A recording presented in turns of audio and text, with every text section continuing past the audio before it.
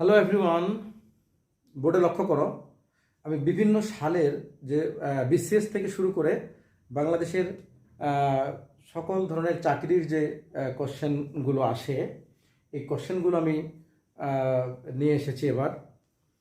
এই কোশ্চেনগুলো দেখে সবারই একটু অবাক হওয়ার কথা যে এই ধরনের কোশ্চেনগুলো আসলে বিসিএস পরীক্ষা বা চাকরির পরীক্ষাগুলোতে আসে। হ্যাঁ, এটা অবাক হওয়ারই কথা।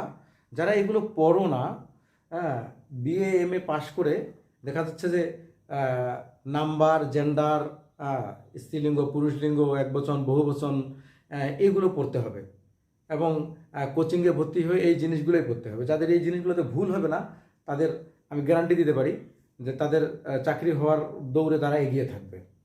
তো এটা প্রাইমারি থেকে শুরু করে একাডেমিক সকল স্টুডেন্টের জন্য এটা, এবং চাকরি প্রার্থীদের জন্য তো অবশ্যই। এখানে তো দেখাই যাচ্ছে যে কোন কোশ্চেনটা কোন সালে কোন পরীক্ষায় এসেছে, আমি পাশে লিখে দিয়েছি। তো চলো আমরা একটু সলভ করে দেখি কোশ্চেনগুলো কতটা কঠিন। আচ্ছা, 1 নম্বর কোশ্চেনটা দেখো, হুইচ ইজ প্লুরাল।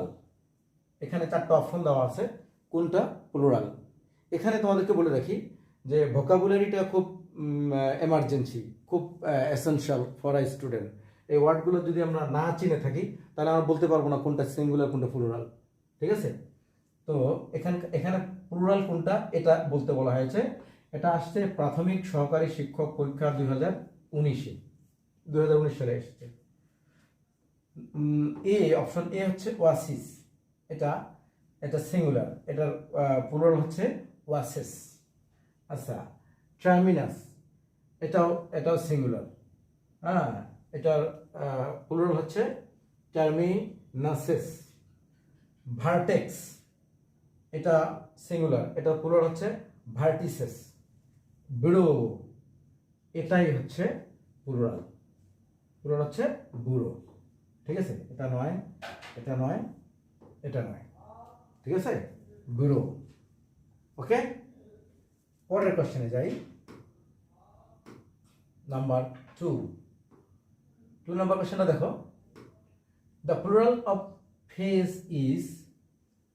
এখানে ফেজের প্লুরাল কোনটা? ঠিক আছে, এটা আসছে প্রাথমিক বিদ্যালয় সহকারী শিক্ষক 2019 সালে এসেছে। ফেজ হচ্ছে এক ধরনের টুপি, ফেস টুপি।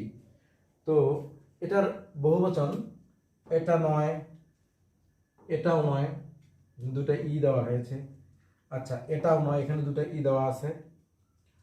এটা হচ্ছে ফেজের প্লুরাল, ফেজেস। ওকে, ভেরি সিম্পল, কিন্তু এগুলো একটু লক্ষ্য করো তোমরা, খুব আহামরি যে একেবারে কঠিন কিছু না, এটা একটু প্র্যাকটিসের বিষয়। নাম্বার 3, ক্যানন শব্দটির বহুবচন। এটা আসছে প্রাথমিক বিদ্যালয় সহকারী পরীক্ষা 2008 সালে। Canon, plural of canon. আচ্ছা, এটা নয়, ক্যানন নর্মালি হবে, এখানে কনসোনেন্ট শেষে থাকলে যে নিয়মটা হয়, এটা নয়। আচ্ছা, এটাও নয়। ঠিক আছে, এটা তো হুবহু ওই ওয়ার্ডটাই, এখানে দুটো এন আছে, এটা নয়। ক্যাননস হচ্ছে ক্যাননের প্লুরাল। ওকে, নেক্সট কোশ্চেনে যাই। দেখো, the plural form of mouse. মাউসের প্লুরাল ফর্ম কি? ইঁদুরের প্লুরাল ফর্ম। এটা প্রাথমিক বিদ্যালয় সহকারী শিক্ষক 2019 সালে এসেছে। কত ইজি কোশ্চেনগুলো এসেছে 2019 সালে। দেখো, মাউসের বহুবচন, অনেকে মাউসেস লিখে দিয়ে দিবে, তাই না? এই যে এরকম দিয়ে দিবে। নো, এটা নয়।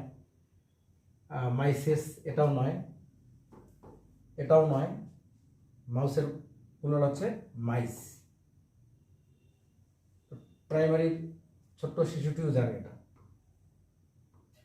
আচ্ছা, এরপরে সিঙ্গুলার ফর্ম অফ ডেটা। ডেটার সিঙ্গুলার ফর্ম কি? খেয়াল করো, এটাকে তো সিঙ্গুলার মনে হচ্ছে, তাই না? এটা আসলে নট সিঙ্গুলার।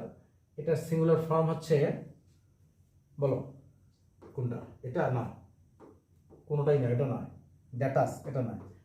ডেটার সিঙ্গুলার ফর্ম হচ্ছে ডেটাম, ঠিক আছে, ডেটাম, মনে থাকে জানো, মনোযোগ দিয়ে ভিডিওটা দেখো, এগুলো পরে না পড়লেও চলবে, ভালো করে শুনলে। এবার gender, which gender is the word orphan.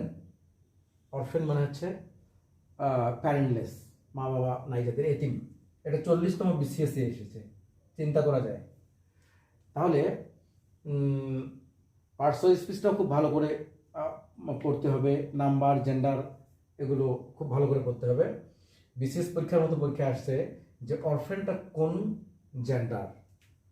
হ্যাঁ, অরফেন এটা নিউটার জেন্ডার তো নয়। নিউটার জেন্ডার কি? বই খাতা, চেয়ার টেবিল, এগুলো বস্তু জাতীয় জিনিসগুলো।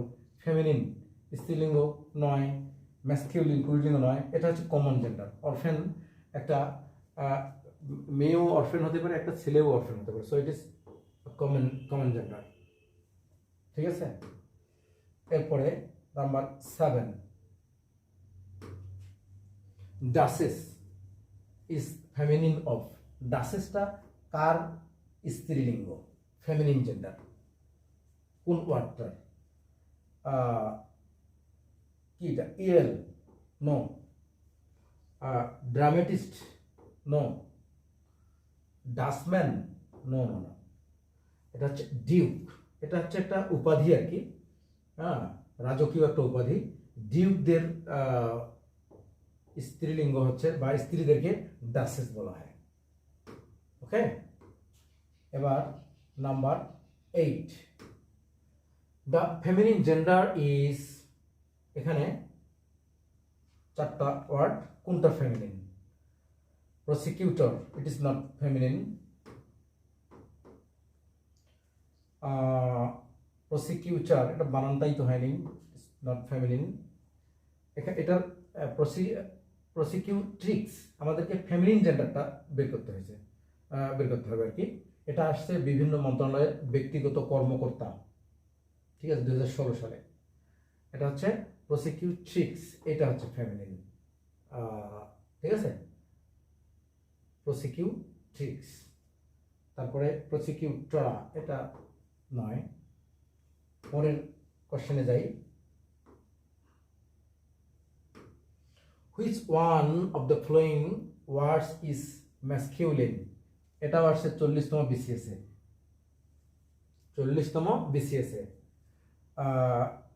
কোনটা which one of the following words is masculine? কোনটা ম্যাসকিউলিন, পুরুষ লিঙ্গ কোনটা? মেয়ার, মেয়ার এটা হচ্ছে এটা কি? মেয়ারটা হচ্ছে ফেমিনিন, হর্সের ফেমিনিন। পিলো তো নয়, আচ্ছা, পনি ইট ইজ নট। এটা হচ্ছে ম্যাসকুলিন হচ্ছে ল্যাড, ল্যাড মানে হচ্ছে বালক, ল্যাড মানে কি?